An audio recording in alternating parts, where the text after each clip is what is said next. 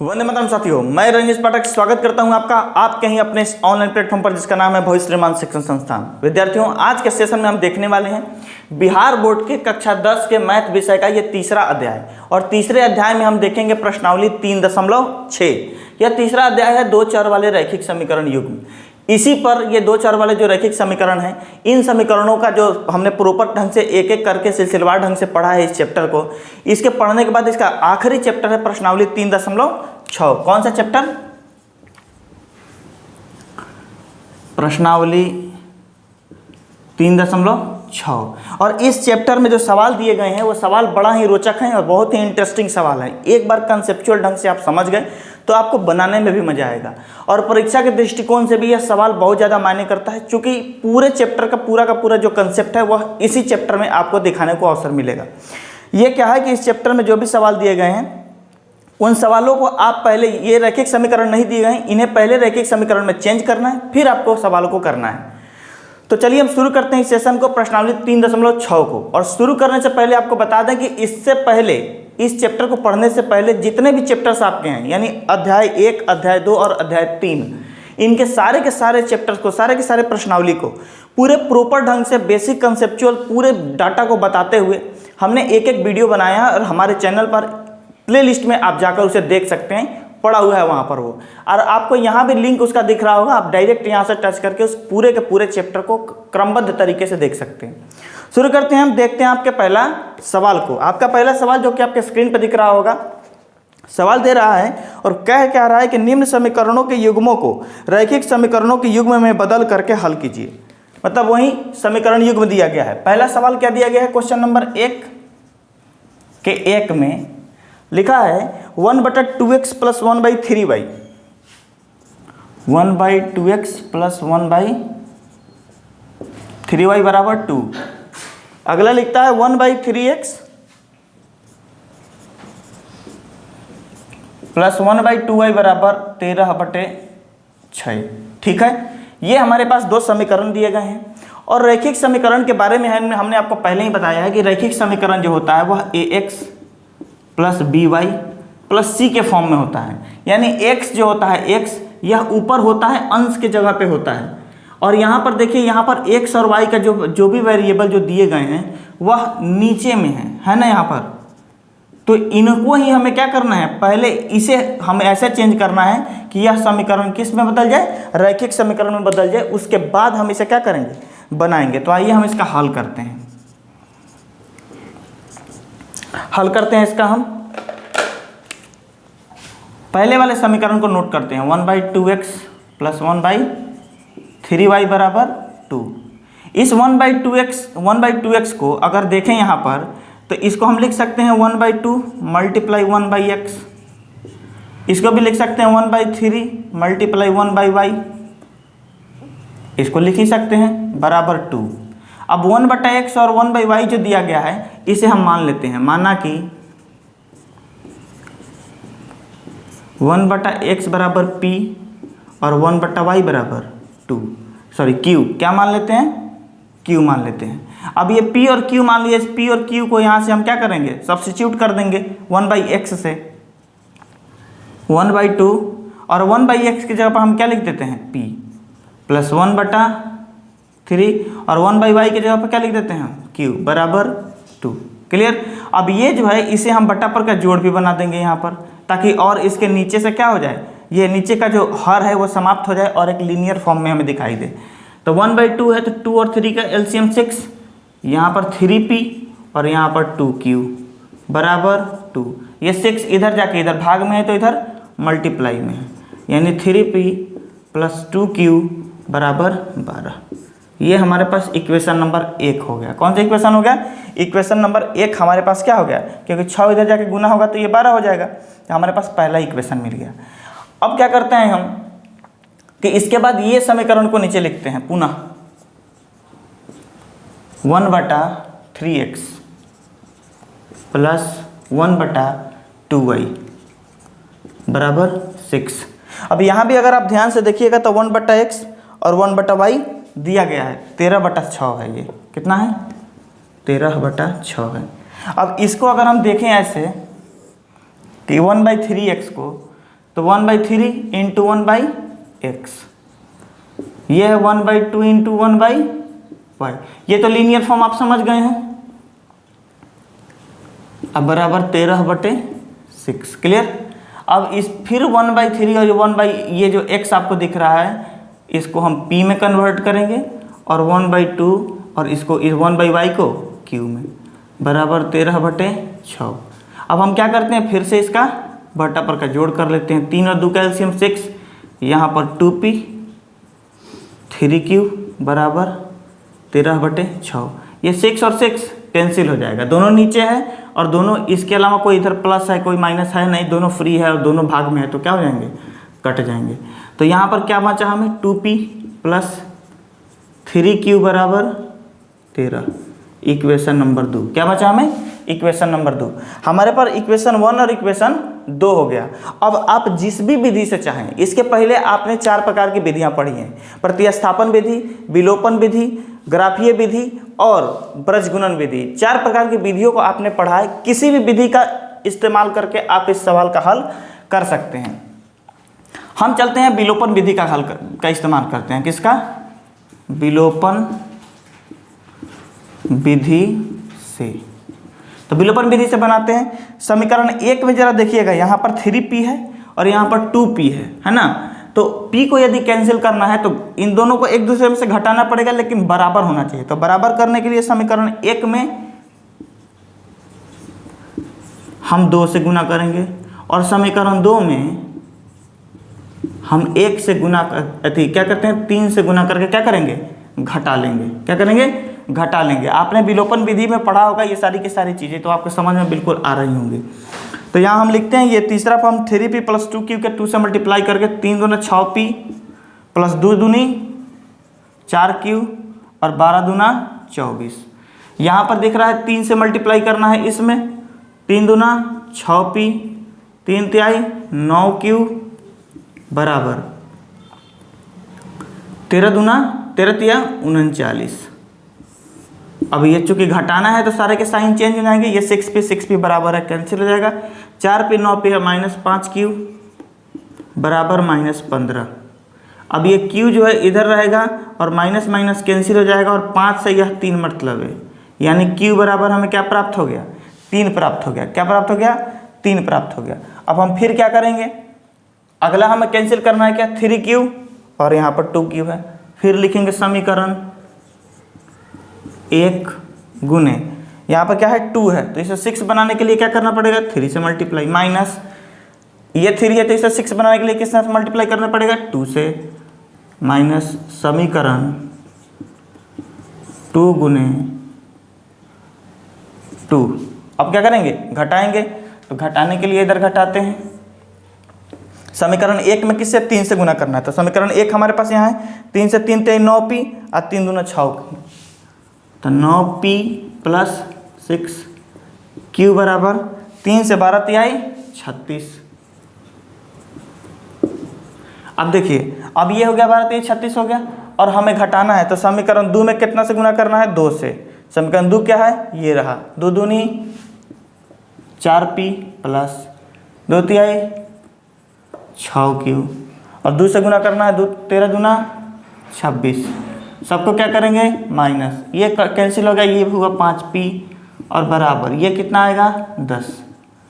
तो यहाँ पर 5 से आप चाहें तो इस 10 को 2 मतलब है, इसलिए p बराबर 2। यानी हमें q और p दोनों का मान हमें क्या हो गया, प्राप्त हो गया। दोनों का मान हमें प्राप्त हो गया, p और q दोनों का। अब देखते हैं, हमने कुछ माना था यहाँ पर, चूंकि हमें x और y का मान चाहिए, p और q का नहीं, तो हमने 1/x को क्या माना था, p और 1/y को क्या माना था, q। तो दिया गया है p बराबर 2, p बराबर 1/x माना था हमने और हमें p का मान कितना प्राप्त हुआ है, 2। तो इसलिए x बराबर हमें क्या प्राप्त होगा, 1/2। हमने q माना था 1/y को और q का मान कितना हमें प्राप्त हुआ है, 3। इसलिए 1/y बराबर ये 3 होगा, तो इसलिए y बराबर, y इधर चल जाएगा, 3 इधर आ जाएगा, 1/3। क्लियर। तो हमें x और y दोनों का मान यहाँ पर प्राप्त हो गया। उम्मीद है कि आपको ये सारी की सारी चीज़ें समझ में आई होंगी। कोई लेंदी समस्या नहीं है, समस्या बस वहीं पर है थोड़ी सी यहाँ पर समझने में कि किस चीज़ किसे हम माने, किसे मानना है, बस वहीं पे थोड़ा सा दिमाग लगाना है। बाकी वहीं सब चीज़ें जो आपने इससे पहले पढ़ा है। ठीक है, तो उम्मीद है कि ये चीज़ आप समझ गए होंगे। आप इसका स्क्रीनशॉट ले लीजिए। आइए देखते हैं क्वेश्चन नंबर 1 का दूसरा नंबर। क्वेश्चन 1 का दूसरा नंबर सवाल है 2/√x प्लस 3/√y बराबर 2। फिर नीचे है 4/√x माइनस 9/√y बराबर -1। ये दो समीकरण हमारे पास दिए गए। इन दो समीकरणों को पहले हम रैखिक समीकरण में बदलेंगे और फिर इनका हल करेंगे। आइए हल करते हैं इनका हम।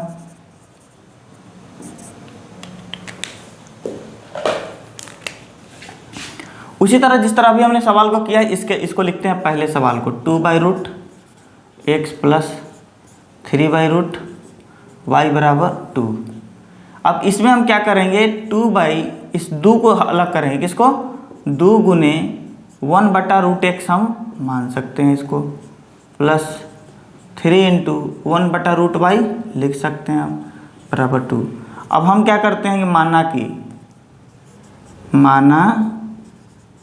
कि क्या माना 1/√x बराबर p और 1/√y बराबर q मान लेते हैं हम। अब कुछ भी ABCD जो मानना है मान सकते हैं आप। ठीक है, तो 1/x को क्या मान लिया p और 1/y को क्या मान लिया हमने q मान लिया। अब इसके जगह पर हम इसको रिप्लेस कर देंगे 1/x की जगह पर p को, 1/x की जगह पर q को बराबर 2। हमें इक्वेशन 1 प्राप्त हो गया। अब पुनः इस समीकरण 2 के लेके आएंगे। तो समीकरण 2 में देख रहे हैं 4 1/x है, तो इसको डायरेक्ट हम लिख सकते हैं 4 गुने 1/x माइनस ये 9 है, 9 गुने 1/y बराबर -1। क्लियर? अब इस 1/x 1/y को हमने पहले ही और p और q मान रखा है, तो हम क्या करेंगे 4p माइनस 9q बराबर -1। ये इक्वेशन दूसरा हुआ। इक्वेशन 1 और इक्वेशन 2 हमें क्या हो गया, प्राप्त हो गया इक्वेशन 1 और इक्वेशन 2। अब आपको जिस भी विधि से करना है उस विधि से कर सकते हैं आप। यहाँ पर अभी हमने विलोपन विधि से बनाया है, आप चाहें तो इसे प्रतिस्थापन विधि से भी बना सकते हैं। आइए हम प्रतिस्थापन विधि से ही बनाते हैं। प्रतिस्थापन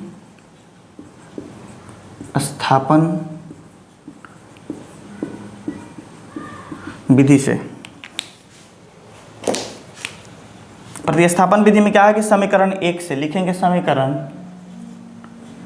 1 से, समीकरण 1 में है 2p plus 3q, 2p plus 3q बराबर 2। यहाँ से इस 3q को इधर लेके जाएंगे, लिखेंगे 2p बराबर 2 माइनस 3q। इस p बराबर लिखे 2 नीचे आ जाएगा, 2 माइनस 3q बटे 2। ये p का मान निकल गया समीकरण तीसरा। तो हम जो समीकरण 1 से p का मान निकाले हैं, अब इस p का मान समीकरण 2 में प्लेस कर देंगे। p का मान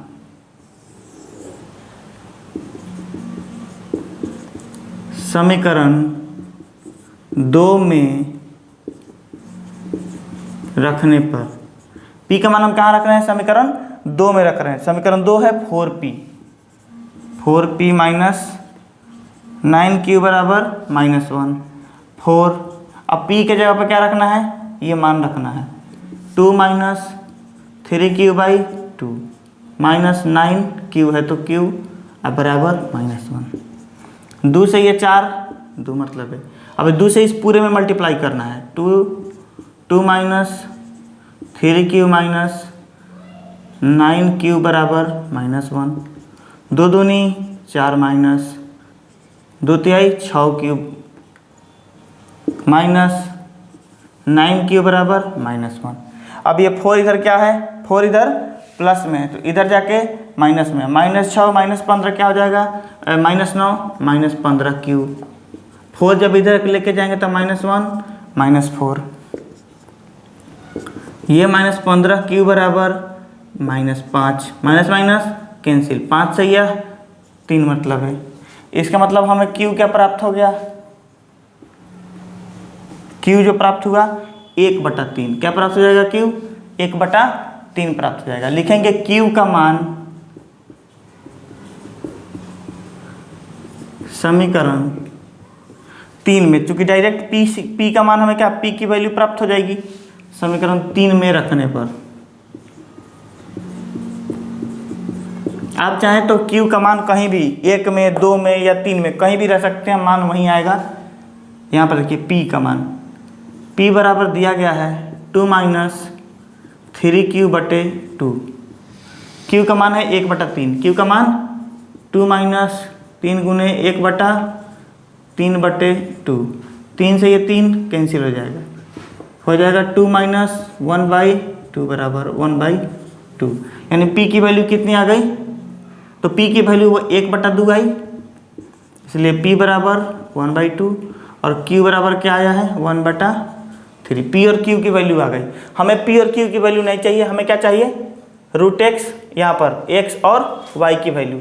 हमने 1/√x को माना है P, 1/√x को माना है P, तो P बराबर 1/√x बराबर 1/2 और Q बराबर क्या माना है 1/√y बराबर 1/3, यही है। अब 1/√x जो है इसका अब दोनों तरफ वर्ग करेंगे, क्या करेंगे, दोनों तरफ वर्ग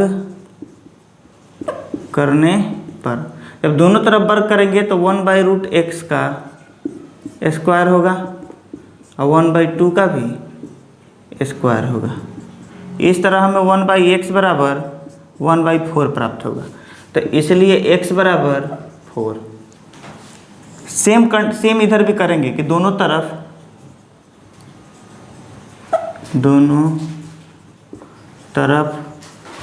वर्ग करने पर, दोनों तरफ वर्ग करेंगे तो 1/√y बराबर 1/3। अब दोनों तरफ वर्ग करेंगे इनका,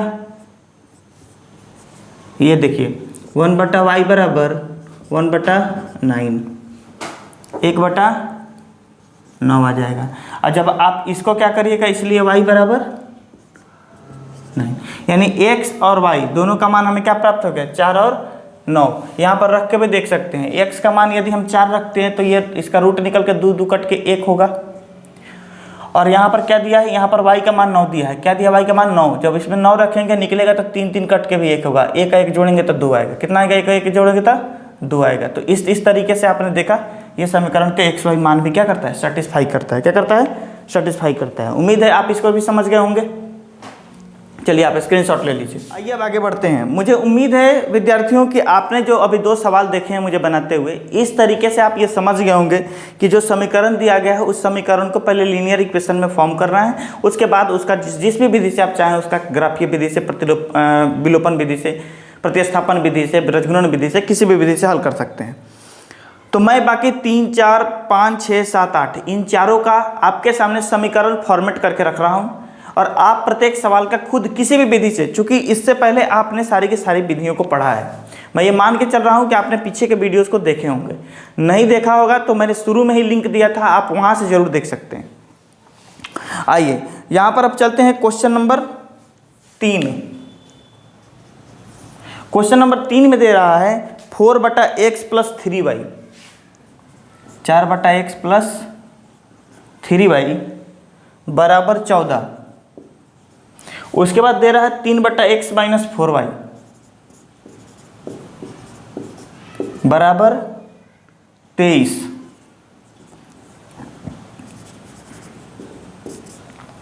ये 2 समीकरण हमारे पास दिए गए हैं। अब इन 2 समीकरणों से हम क्या करेंगे, इस समीकरण को पहले लिखते हैं 1/4/x + 3y बराबर 14।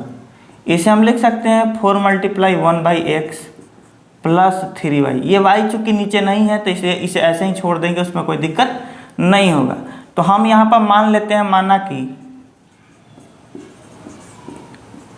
1/x बराबर p, हम 1/x को ही केवल मानते हैं, चूँकि y आप देख रहे हैं लीनियर फॉर्म में ऊपर ही है। अब देखिए, अब 1/x बराबर p हुआ, 4 के साथ इस p को क्या करेंगे, 4p + 3y बराबर 14, इक्वेशन नंबर 1। अब आते हैं पुनः, ये क्या है, 3/x - 4y बराबर 23, क्लियर। अब यहाँ भी क्या करेंगे, यहाँ भी जो 1/x आएगा 3 गुने 1/x है -4y बराबर 23। अब 1/x को हम लिख सकते हैं 3p - 4y बराबर 23, इक्वेशन नंबर 2। आपके पास इक्वेशन 1 हो गया और इक्वेशन 2 हो गया। इन दोनों समीकरणों को हल करेंगे और हल करके p और y का मान निकालेंगे। y का तो एक्चुअल मान आपको मिलेगा, लेकिन p के लिए p बराबर जो भी मान आएगा 1/x करना होगा। जो यहाँ होगा वो यहाँ आएगा, जो x, तो x की वैल्यू जो भी होगा 1/p हो जाएगा। x की वैल्यू क्या होगा, 1/p हो जाएगा। आप p का जब मान निकालेंगे तो x बराबर 1/p करके बनाएंगे। वो आपका क्वेश्चन हो गया तीसरा। अब है प्रश्न नंबर चौथा। किसना है क्वेश्चन नंबर 4। क्वेश्चन नंबर 4 में दे रहा है 5/x - 1 प्लस 1/y - 2 बराबर 2। फिर लिखता है 6/x - 1 माइनस 3/y - 2 बराबर 1। क्वेश्चन को देख के ही मुझे लगता है आपको अंदाजा हो गया होगा कि इसमें 1/x और 1/y - 2 को, यानी 1/x - 1 और 1/y - 2 को ही कुछ मानना है। तो हम हल करते हैं इसका।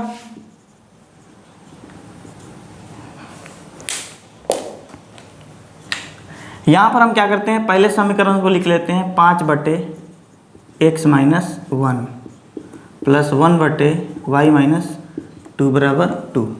अब इसको 5 गुने 1/x - 1 तो लिख ही सकते हैं हम, इसको 1 गुने 1/y - 2 तो लिख ही सकते हैं हम, बराबर 2। अब हम क्या करते हैं, माना कि 1/x - 1 = p, 1/y - 2 = q। ये p और q में मान लिया। तो हमने ये जो समीकरण हमको मिलेगा 5p + q बराबर 2, इक्वेशन 1। इसी तरह इक्वेशन इसको लेंगे पुनः 6/x - 1 माइनस 3/y - 2 बराबर 1। ठीक है। अब जब ये हो गया तो इसको भी तो हम लिख सकते हैं 6 गुने 1/x - 1 माइनस 3 गुने 1/y - 2 बराबर 1। ये 2 लिख सकते हैं। अब 6 को इसको लिख सकते हैं 6p - 3q बराबर 1। ये इक्वेशन हमें क्या प्राप्त हो गया, दूसरा प्राप्त हो गया। मुझे उम्मीद है कि आपको ये चीज़ भी समझ में आई होगी। अब यहाँ पर हमें इक्वेशन 1 और इक्वेशन 2 प्राप्त हो गया। आप जिस भी विधि से चाहे, विलोपन विधि, प्रतिस्थापन विधि या अन्य विधियों का प्रयोग करके p और q का मान निकालेंगे और बाद में इन सब के बराबर में रखेंगे, आपको आंसर आपका मिल जाएगा। आइए अभी यहाँ पर चलते हैं। अच्छा, ये सवाल इतना छोड़ इसलिए रहे हैं ताकि आपकी भी प्रैक्टिस बनी रहे। ऐसा नहीं कि आप बने बनाए चीज़ों को देख लें। आपने 2 चीज़ देखा प्रॉपर ढंग से, अब इन सवालों को आप खुद करिए ताकि आपको पता चले। नहीं होता है तो आपके स्क्रीन पर अभी व्हाट्सअप नंबर दिया जा रहा होगा, आप हमें ज़रूर मैसेज करें। हम बना बनाया आपको सॉल्यूशन आपको उसी व्हाट्सअप ग्रुप में प्रोवाइड कर देंगे, उसी व्हाट्सअप नंबर पर फिर से मैसेज कर देंगे। क्वेश्चन नंबर 5 में दिया गया है 7x - 2y बटा xy बराबर 5। फिर दे रहा है 8x + 7y बटे xy बराबर 15। ये 2 समीकरण हमारे पास दिए गए, ये 2 समीकरण दिए गए हैं, इनका हम हल करते हैं। देखिएगा, इस समीकरण को लिखते हैं जरा हम, तो 7x - 2y बटे xy बराबर 5। ये 7x - 2y, अब इस xy से इस पर और xy से इस पर दोनों में भाग है, अलग अलग कर देते हैं। 7x बटा 2y बटा 5, इधर y कैंसिल, इधर x कैंसिल, मिल जाएगा 7/y - 2/x बराबर 5 मिला। अब इसे हम लिख सकते हैं कि नहीं लिख सकते हैं, 7 गुने 1/y 2 गुने 1/x बराबर 5। हम लिखेंगे माना कि 1/x बराबर 1/y बराबर q,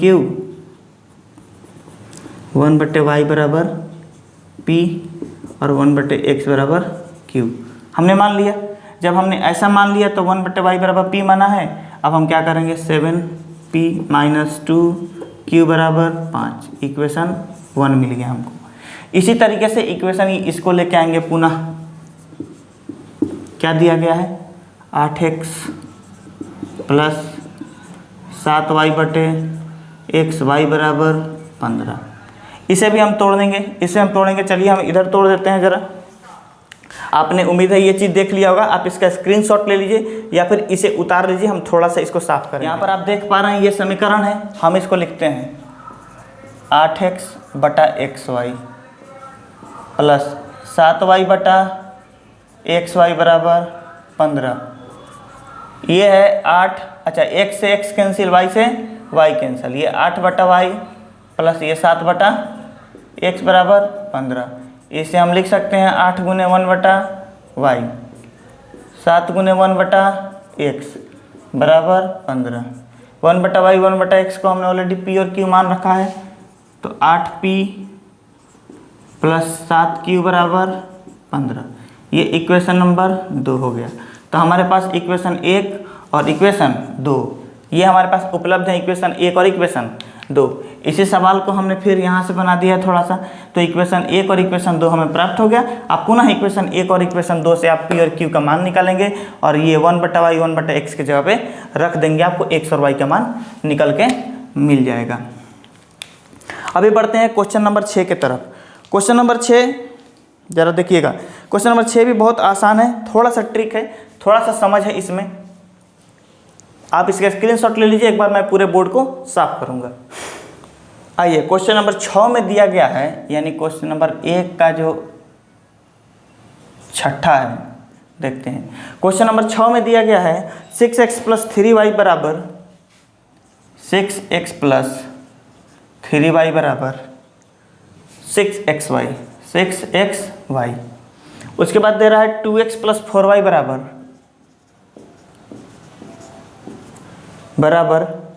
5xy 5xy ये दिया गया है। अब इसका हम क्या करते हैं, हल करते हैं। 6x प्लस 3y, इस xy को ख़त्म करने के लिए हमें दोनों तरफ क्या करना पड़ेगा, xy से भाग देने का। लिखेंगे दोनों तरफ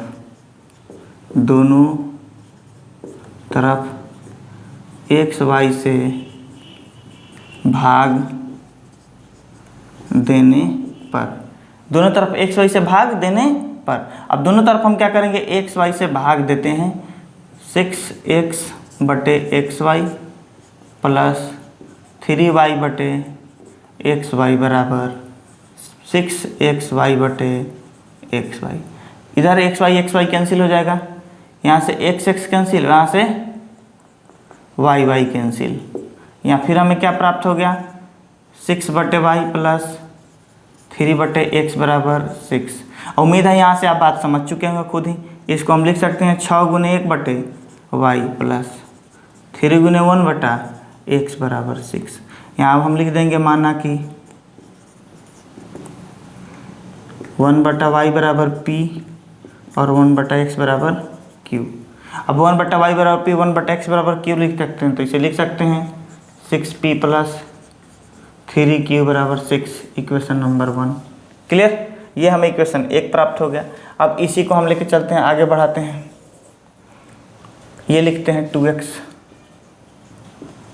4y बराबर 5xy। लिखेंगे दोनों तरफ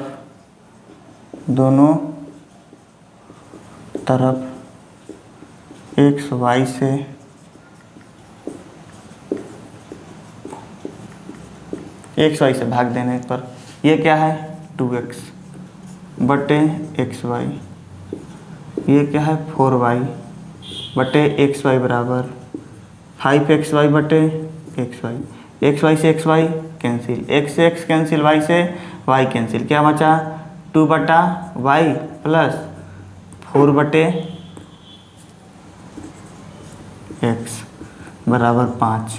हमने ऑलरेडी यहाँ पर 1 बटा एक्स कहाँ गया, हमने ऑलरेडी 1 बटा वाई और 1 बटा एक्स को प्योर क्यू मान रखा है, तो इसको हम लिख सकते हैं ना 2 गुने 1 बटा वाई प्लस 4 गुने 1 बटा एक्स लिख सकते हैं बराबर 5। इसे लिख सकते हैं 2p प्लस 4q बराबर 5। ये इक्वेशन दूसरा प्राप्त हो गया। आपको इक्वेशन 1 और इक्वेशन 2 फिर से प्राप्त हो गया। आप इक्वेशन 1 और इक्वेशन 2 से आप क्या कर सकते हैं, अगले सवाल का उत्तर बना सकते हैं। आइए क्वेश्चन नंबर 7 पे चलते हैं। क्वेश्चन नंबर 7 कह रहा है कि 10 बटे X minus X plus Y, 10 बटे एक्स प्लस वाई। देखिए यहाँ पर 2 इक्वेशन मिल गए। आप इन दोनों इक्वेशन के सहारे आप क्या कर सकते हैं, क्वेश्चन का आंसर फिर बाद में डिराइव कर सकते हैं पी और क्यू, और पी और क्यू निकलने पर इसके इक्वल में रख सकते हैं 1 बटा वाई 1 बाई एक्स के, तो एक्स और वाई का वैल्यू आपको निकल के मिल जाएगा। फिर है 10 बटे एक्स प्लस वाई और 2 बटे प्लस 2 बटे एक्स माइनस वाई बराबर 4। ये समीकरण है। अब ये हैं, फिर दूसरा समीकरण दिया गया है 15 बटे एक्स प्लस वाई माइनस 5 बटे एक्स माइनस वाई बराबर -2। ये 2 समीकरण हमारे पास दिए गए हैं। अब ये 2 समीकरण दिए गए हैं, इन दोनों समीकरणों को हल करने के लिए आइए इन दोनों समीकरणों को हल करते हैं। यहाँ से हल करते हैं हल। पहला समीकरण है 10 बटे एक्स प्लस वाई 2 बटे एक्स माइनस वाई बराबर 4। इसको हम लिख सकते हैं 10 गुना 1 बटे एक्स प्लस वाई, इसको लिख सकते हैं 2 गुना 1 बटे एक्स माइनस वाई बराबर 4। हम लिख सकते हैं माना कि 1 बटा एक्स प्लस वाई बराबर पी और 1 बटा एक्स माइनस वाई बराबर क्यू। अब 1 बटा एक्स मान चुके हैं ना, तो इसको लिख सकते हैं हम 10 पी प्लस 2q बराबर 4, इक्वेशन नंबर 1। फिर अब इक्वेशन ये दूसरा लिखते हैं पुनः 15 बटा एक्स प्लस वाई माइनस 5 बटे एक्स माइनस वाई बराबर -2। ठीक है, अब फिर इसको लिखेंगे क्या,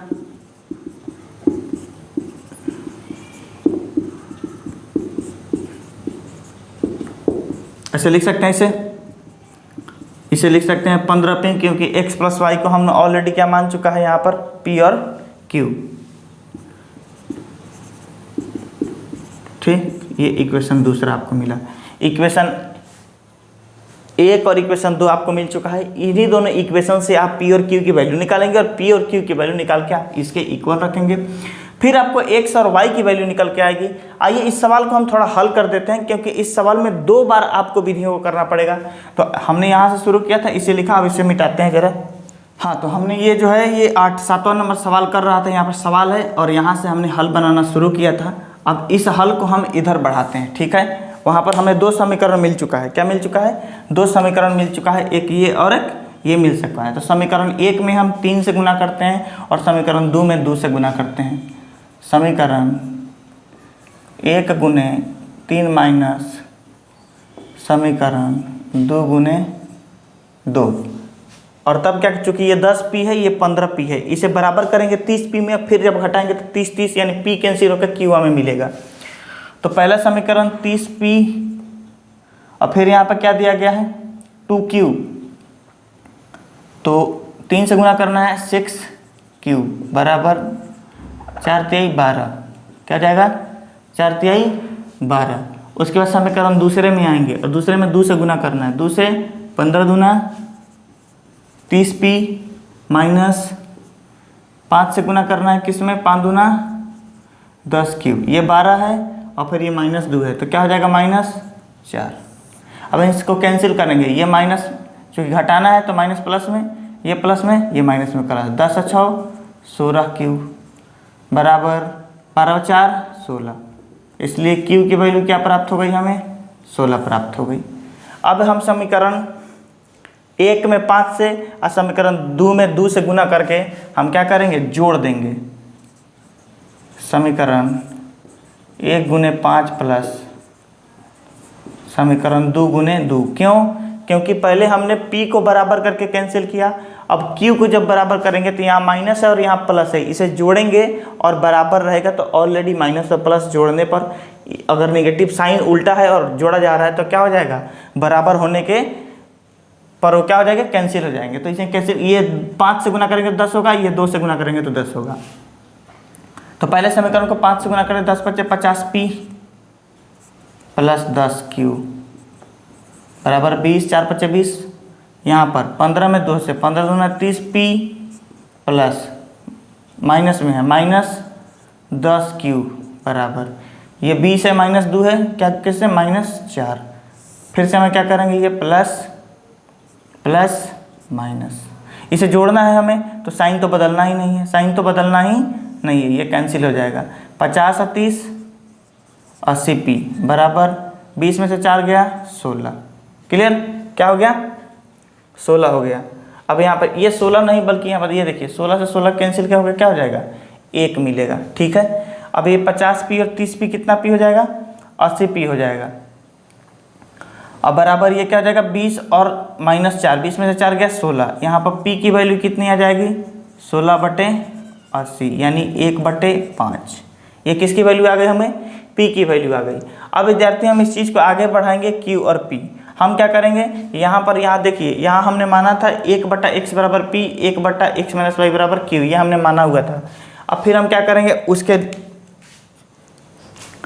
यहाँ तक लेके चलते हैं, इसे मिटा रहे हैं। हमने क्या करना है कि p बराबर लिखने हैं, क्या लिखना है, p बराबर, तो p बराबर हमने माना था 1/x + y बराबर हमें p कितना मिला है, 1/5। इसका मतलब है x + y बराबर हमें क्या मिलेगा, 5। इक्वेशन नंबर 1, क्या सॉरी 1 और 2, ये इक्वेशन तीसरा है, इक्वेशन तीसरा। फिर पुनः हमने q बराबर क्या माना है, 1/x - y बराबर q की वैल्यू हमें क्या प्राप्त हुई है, 1। q की वैल्यू क्या प्राप्त हुई है, 1। इसका मतलब है x - y बराबर हमें क्या प्राप्त होगा, 1। ये इक्वेशन नंबर चौथा है।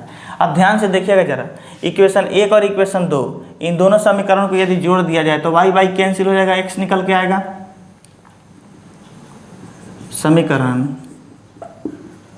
3 प्लस समीकरण 4, समीकरण ये विलोपन विधि से ही कर रहे हैं हम। यहाँ भी हमने कौन सा विधि अपनाया है, विलोपन विधि अपनाया है। आप किसी भी विधि से कर सकते हैं। समीकरण 3 और 4 को जोड़ेंगे तो x + y बराबर 5, x - y बराबर 1। इन्हें जोड़ना है, y कैंसिल हो गया, ये हो गया 2x बराबर 6, इसलिए x बराबर 3। क्या प्राप्त हो गया हमें, x बराबर 3। पुनः इसी तरह हम इसको आगे लेके चलेंगे। क्या लिखेंगे, समीकरण 1 घटाओ समीकरण 2, समीकरण 1 घटाओ समीकरण 2। ठीक है, समीकरण 1 घटाओ समीकरण 2। अब समीकरण 1 में से समीकरण 2 घटाते हैं। समीकरण 1 क्या है, समीकरण 1 नहीं बल्कि समीकरण 3, समीकरण 3 में से समीकरण 4 को घटाते हैं।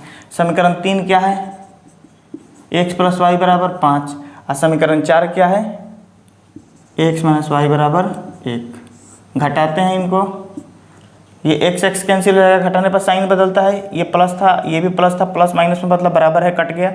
यहाँ प्लस है, यहाँ माइनस है, ये प्लस में हो गया 2y हो जाएगा बराबर 5 में से 1 गया 4, इसलिए y की वैल्यू क्या आ जाएगी, 2। क्यों, क्योंकि इस 2 से ही 4 को 2 मतलब है कैंसिल हो जाएगा। तो इस तरीके से हमें x और y की वैल्यू प्राप्त हो गई। तो इसलिए x बराबर 3 एंड y बराबर 2 आंसर। ये सवाल थोड़ा लंबा चौड़ा हो गया है। क्यों लंबा चौड़ा हुआ है, क्योंकि इसमें 2 बार हमें विलोपन विधि या प्रतिस्थापन विधि का प्रयोग करना पड़ा है, तो ये सवाल थोड़ा लंबा चौड़ा हो गया है। सवाल यहाँ लिखा था, हल यहाँ से शुरू है, ऐसे यहाँ तक है, फिर यहाँ से यहाँ शुरू है, ये है, फिर ये है और इतना है, बस इतना ही इसी बोर्ड पे हल है। कहाँ से शुरू है हल, यहाँ से इतना हल है, फिर यहाँ से यहाँ तक और यहाँ से यहाँ तक। चलिए, तो आप इसे क्या करिए, स्क्रीनशॉट ले सकते हैं। आइए बढ़ते हैं क्वेश्चन नंबर 8 की तरफ। क्वेश्चन नंबर 8 यानी 1 नंबर का 8वां नंबर लिखा है 1/3x प्लस वाई बराबर 1/3x माइनस प्लस में है बराबर 3/4। फिर लिखता है 1/2 इंटू 3x प्लस वाई माइनस 1/2 इंटू 3x माइनस वाई बराबर -1/8। ये दो समीकरण दिए गए हैं। अब इन दोनों समीकरणों को हमें क्या करना है, हल करना है। आइए करते हैं इनका हल। पहला समीकरण दिया है 1/3x plus Y plus 1/3x minus Y बराबर 3/4। क्लियर। अब हम क्या करते हैं कि इन्हें ही, चूंकि इनके साथ कोई ऐसा कोफिशिएंट नहीं है जो 1 के अलावा कुछ और नंबर हो, इसलिए 1/, तो हम क्या लिखेंगे, माना कि 1/3x प्लस वाई बराबर p और 1/3x माइनस वाई बराबर q हो गया। ये हमने मान लिया, तो इसलिए इसे हम क्या लिख सकते हैं, p प्लस q, इसके जगह पर p और इसके जगह पर q बराबर 3/4। इस 4 को इधर लेके आएंगे, हम लिखेंगे 4p प्लस 4q बराबर 3, इक्वेशन 1। क्लियर। ये इक्वेशन क्या हो गया, 1 हो गया। अब लिखेंगे पुनः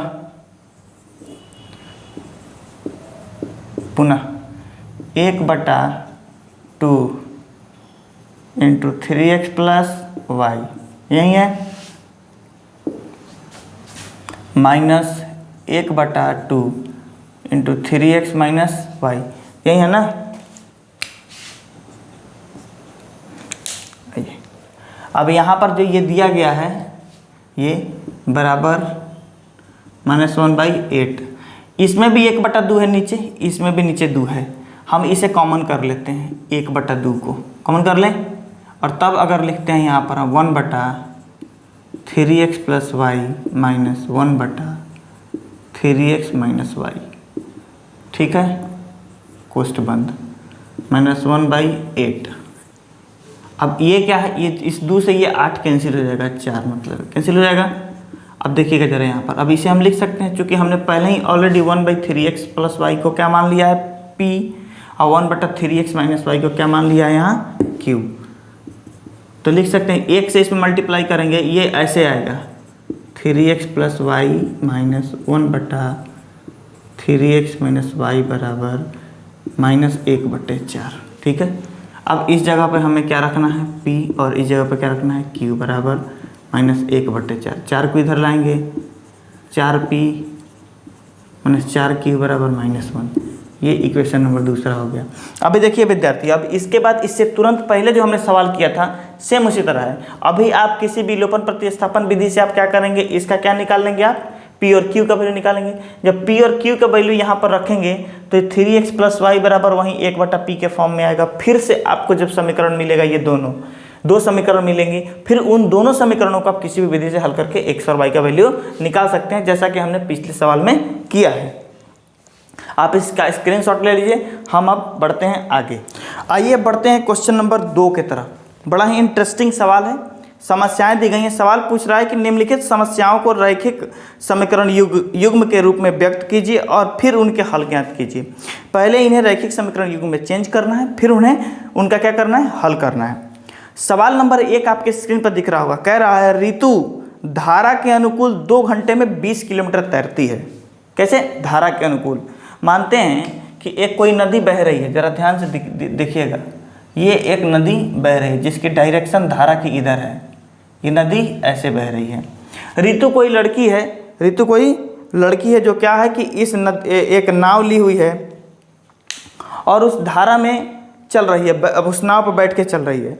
तो धारा के अनुकूल यानी धारा के साथ साथ, धारा के साथ साथ, तो धारा के साथ साथ यानी इसी दिशा में नाव पर भी वो नाव पर चढ़ी हुई है। इसी दिशा में वो किस पर चढ़ी हुई है, किसी नाव पर वह चढ़ी हुई है, इसी दिशा में बैठी है नाव पर।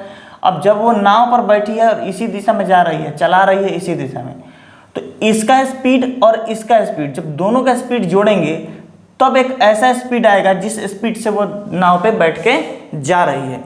यानी नाव तो खुद भी चल रहा है और नदी का पानी भी चल रहा है एक ही डायरेक्शन में।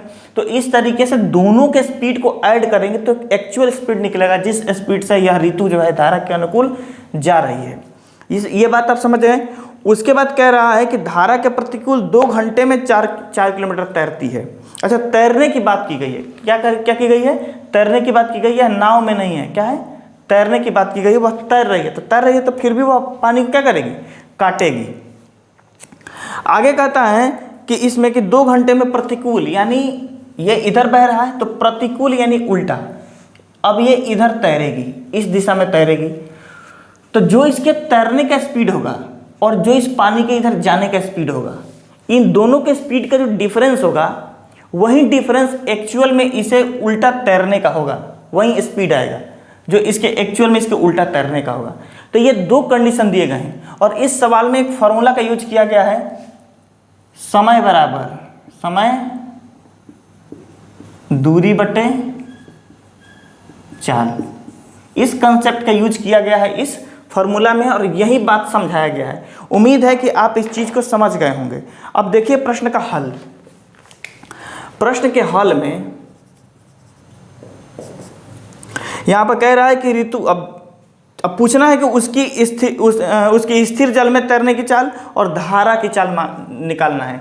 तो हम मानते हैं कि माना कि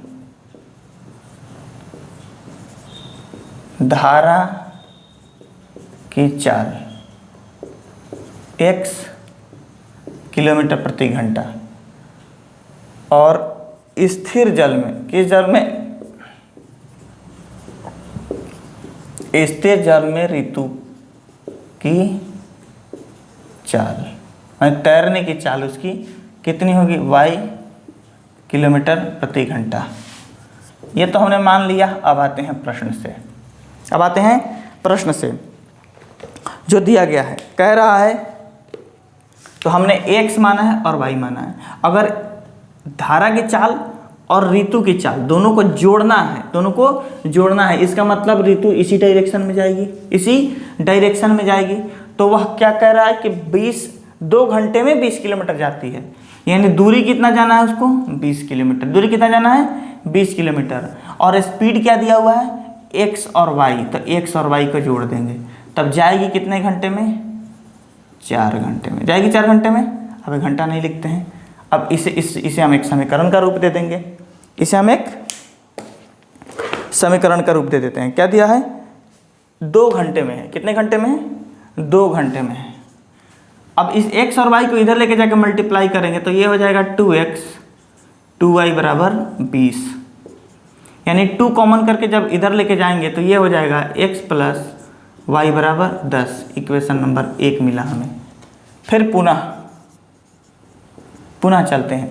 पुनः आप देखिएगा कि आपको दिया जा रहा है यहाँ पर अगला कंडीशन। यह केस फर्स्ट था, ये केस क्या था? पहला था। और दूसरा केस दिया जा रहा है क्या?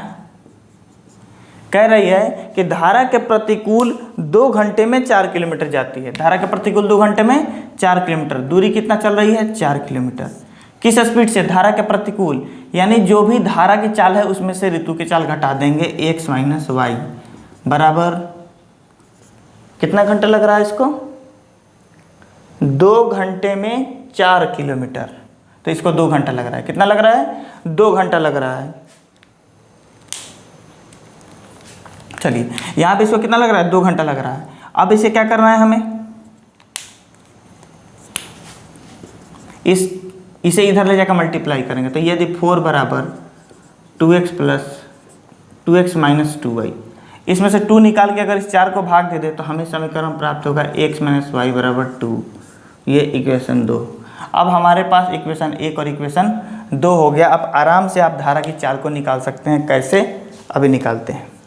समीकरण 1 और समीकरण 2 को जोड़ देंगे। समीकरण 1 प्लस समीकरण 2, इन दोनों को यदि जोड़ते हैं, समीकरण 1 और समीकरण 2 को जोड़ते हैं तो हमें मिलेगा x प्लस वाई बराबर 10 और x माइनस वाई बराबर क्या है?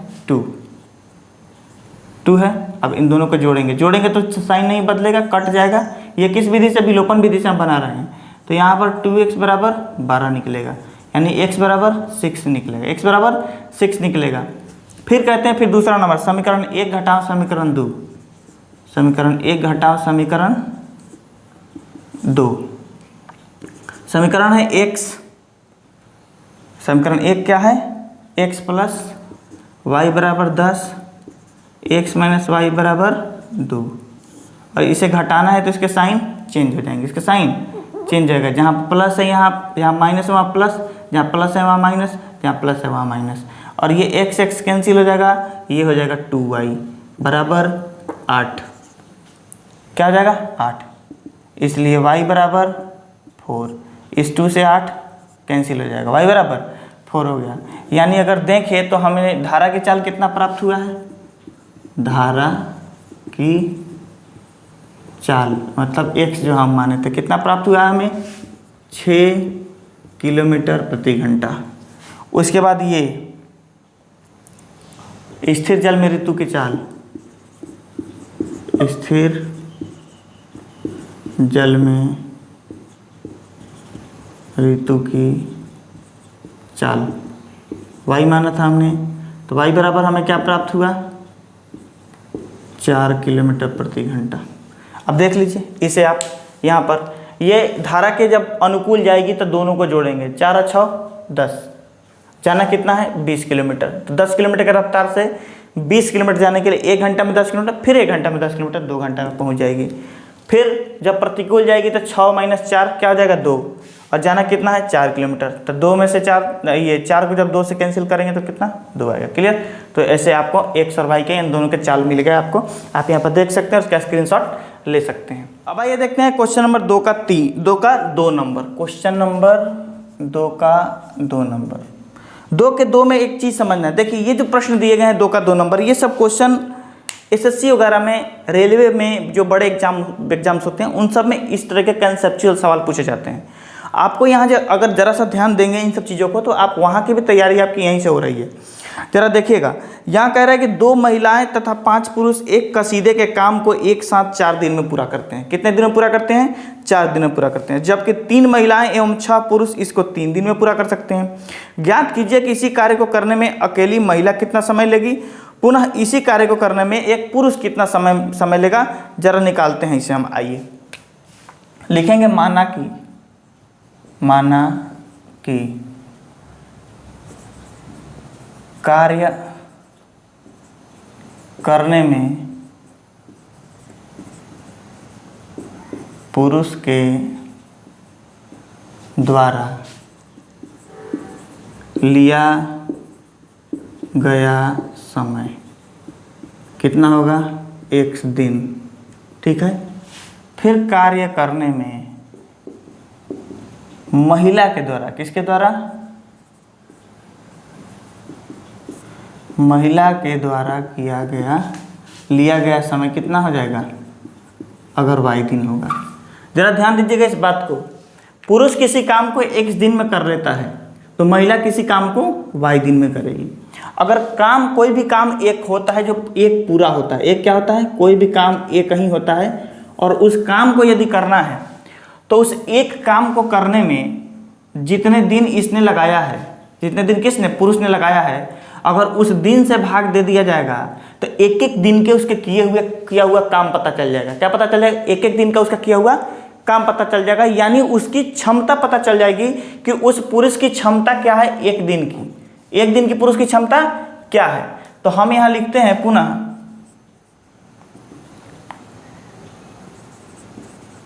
पुरुष के एक दिन का कार्य क्षमता। आप बात समझे कि नहीं समझे। हमने कहा कि कोई भी काम एक होता है, अगर एक काम आपको कराना है किसी से तो कहिए, वो बोलेगा अच्छा आपका ये एक काम हम 10 दिन में कर देंगे। ठीक है।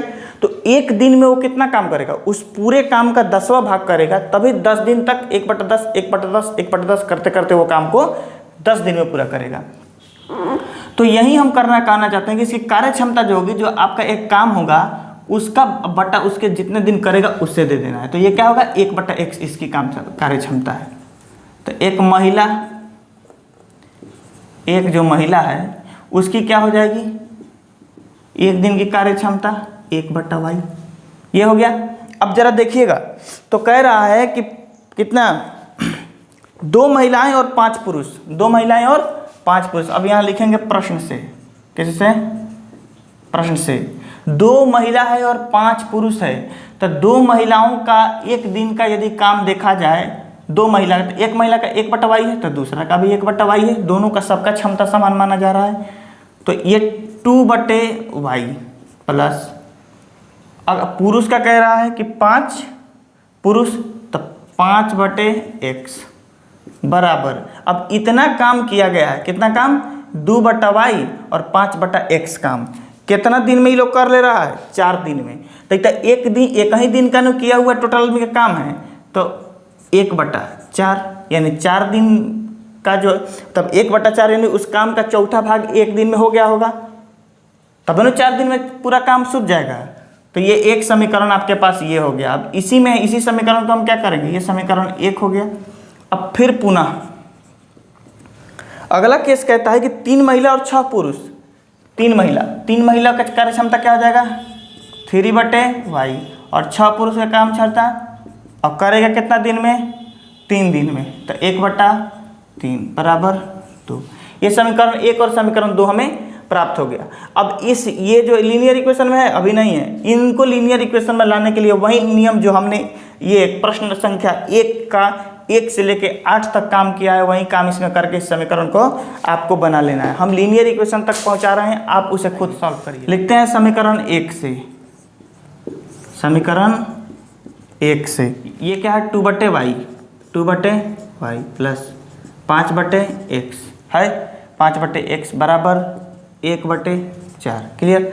अब इस 2/y को हम लिख सकते हैं, इसको पलट सकते हैं कि नहीं पलट सकते हैं, बिल्कुल इसको पलट सकते हैं। इसको लिख सकते हैं 5/x प्लस 2/y बराबर 1/4। इतना तो लिख ही सकते हैं इसको हम। चलिए, तो ये क्या है, 5/x, 5 × 1/x लिखने में कोई दिक्कत है, कोई दिक्कत नहीं है। प्लस 2 × 1/y लिखने में कोई दिक्कत है, कोई दिक्कत नहीं है इसको। अब 1/x को हम मान लेते हैं, माना कि 1/x बराबर p और 1/y बराबर q हमने मान लिया।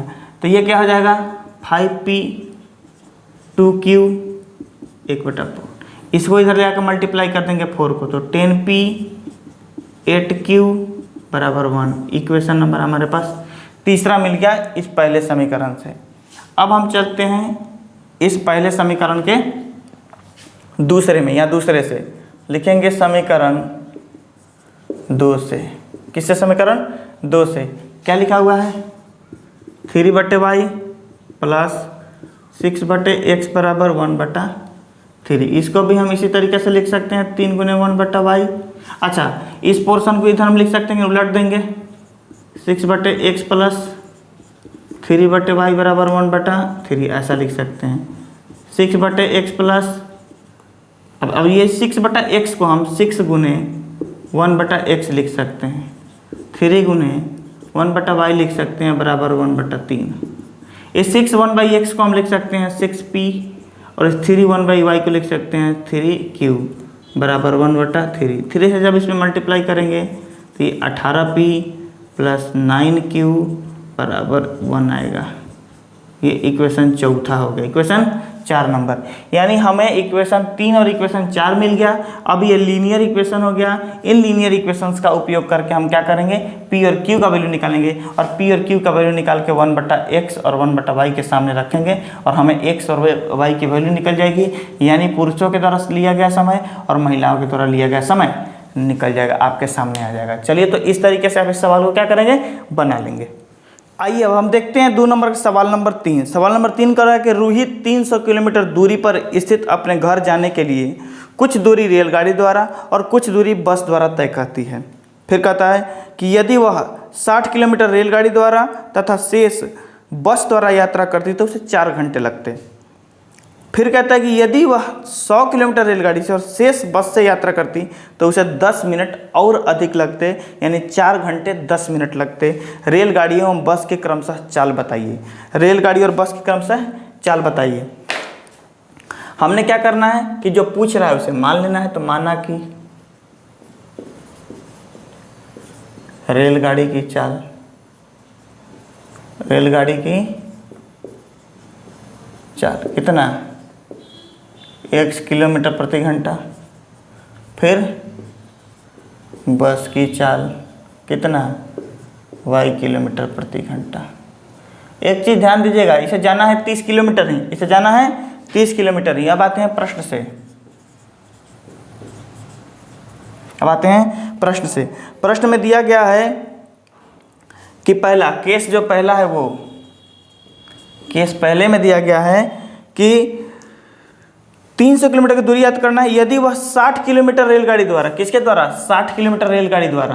तो 60 किलोमीटर यदि रेलगाड़ी के स्पीड से चले, फिर तो 60 किलोमीटर 300 में चल गया तो रहा कितना, 240। वो किसके से यात्रा करेगी, बस के स्पीड से। तो कुल उसे कितना घंटा लगता है, 4 घंटा का समय लगता है। कितने घंटे का समय लगता है, 4 घंटा का। फिर कहता है केस दूसरे में, दूसरे नंबर केस में कहता है कि यदि वह 100 किलोमीटर रेलगाड़ी से, यानी रेलगाड़ी से 100 किलोमीटर जाएगी x के स्पीड से, तो जो समय लगेगा, फिर रेस्ट 200 किलोमीटर रह गया तो बस से जाएगी, जो समय लगेगा दोनों को जोड़ेंगे तो 4 घंटा और 10 मिनट का रेशियो होगा 10/60, यानी 1/6, पूर्णांक 1/6। ठीक, तो इसको जब हम तोड़ेंगे तो ये हमें मिलेगा 25/6। तो क्यों ना हमें इसे एक बार 4 घंटा 10 मिनट को कैसे बदल दें, 25/6 में। क्लियर, ये इक्वेशन दूसरा हो गया और यह इक्वेशन पहला हो गया। ठीक है, तो हमारे पास इक्वेशन 1 और इक्वेशन 2 मिल गए। अब समीकरण 1 से, किससे, समीकरण 1 से, समीकरण 1 में दिया गया है 60/x प्लस 240/y बराबर 4। इसको हम लिख सकते हैं ना 60 × 1/x, इसको लिख सकते हैं 240 × 1/y, लिख सकते हैं कि नहीं, 240 × 1/y। जब इसे हम लिख सकते हैं, इसे 240 × 1/y बराबर 4। इस x प्लस को माना कि 1/x बराबर p और 1/y बराबर q, ये हमने मान लिया। 1/x बराबर p, 1/y बराबर q मान लिया हमने। अब इसे क्या करते हैं, 60p प्लस 240q बराबर 4, ये इक्वेशन नंबर तीसरा हो जाएगा। फिर पुनः समीकरण 2 से, समीकरण 2 में क्या दिया हुआ है, 100/x प्लस 200/y बराबर 25/6, यही दिया गया है। इसे हल करते हैं, इसे लिख सकते हैं 100 × 1/x, इसे लिख सकते हैं 200 × 1/y बराबर 25/6। अब ये 100 है, 1/x को हमने ऑलरेडी यहाँ पर मान चुका है क्या, p और q, इसको p इसको q मान चुका है। तो इसको हम लिखेंगे 100p और 200q बराबर 25/6। हम चाहें तो यहाँ पर इसे कुछ क्रॉस मल्टीप्लिकेशन वगैरह कर सकते हैं। देखिए कैसे, ये 25 है तो 25 से क्या करेंगे, इसमें से 100 अगर कॉमन निकाल लेते हैं तो क्या बचेगा, p प्लस